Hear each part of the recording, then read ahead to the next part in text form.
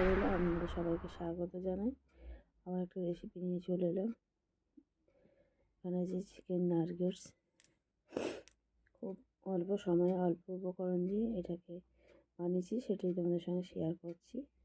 তো দেখো, প্রথমে চিকেনে যে বোনলেস চিকেনগুলো নিয়েছি, সরু সরু করে কেটে নিয়েছি। নিয়ে তাতে লবণ দিলাম, আদা বাটা, রসুন বাটা দিয়েছি, পেঁয়াজ বাটা, কাঁচা লঙ্কা বাটা, হলুদ,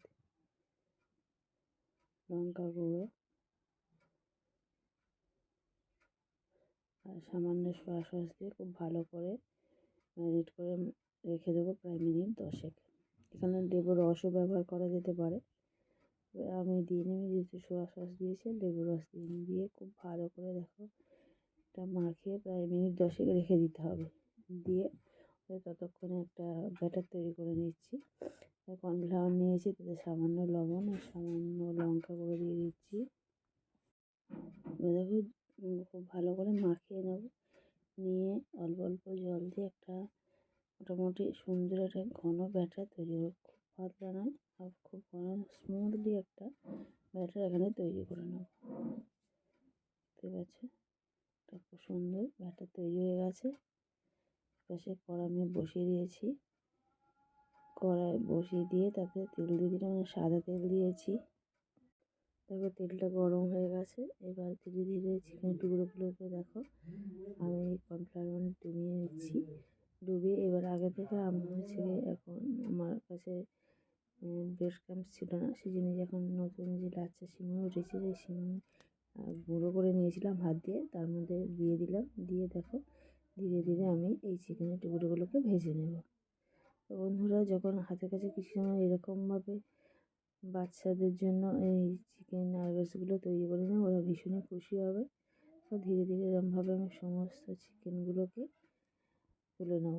তো বন্ধুরা, আমরা চিকেন তো অনেকভাবে খেয়েছি। বাচ্চাদের খুশি করার জন্য এই চিকেনের নাগেটস আমরা এরকমভাবে বাচ্চাদের বানিয়ে দাও। এটা সস বা ধনেপাতার চাটনি বা পুদিনা পাতার চাটনি দিয়ে খেতে খুবই ভালো লাগে। বিকেলের স্ন্যাক্সেও এগুলো সহজেই খাওয়া যায়।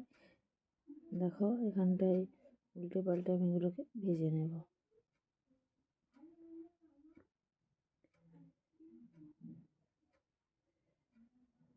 এগুলো খেতে খুবই ভালো লাগে বন্ধুরা, এবং বাচ্চারা ভীষণ খুশি হয়। এখানে হয়ে গেছে, এবার আমি এগুলোকে তুলে নেব। এখানটায় আর খুব বেশি সময়ও লাগে না, যেহেতু আগে থেকে ম্যারিনেট করা থাকে চিকেনগুলো, সেই জন্য খুব বেশি সময় লাগে না। দেখো হয়ে গেছে, আর খুব খাস্তা কুড়মুড়ে এগুলো হয়, খেতে খুবই ভালো লাগে। দেখো এবার বাকি যে চিকেনের টুকরোগুলো একইভাবে আমি প্রথমে ব্যাটারে ডুবিয়ে নেবো, তারপরে সিমের মধ্যে এগুলোকে দিয়ে এগুলোকে ধীরে ধীরে ভেজে নেবো।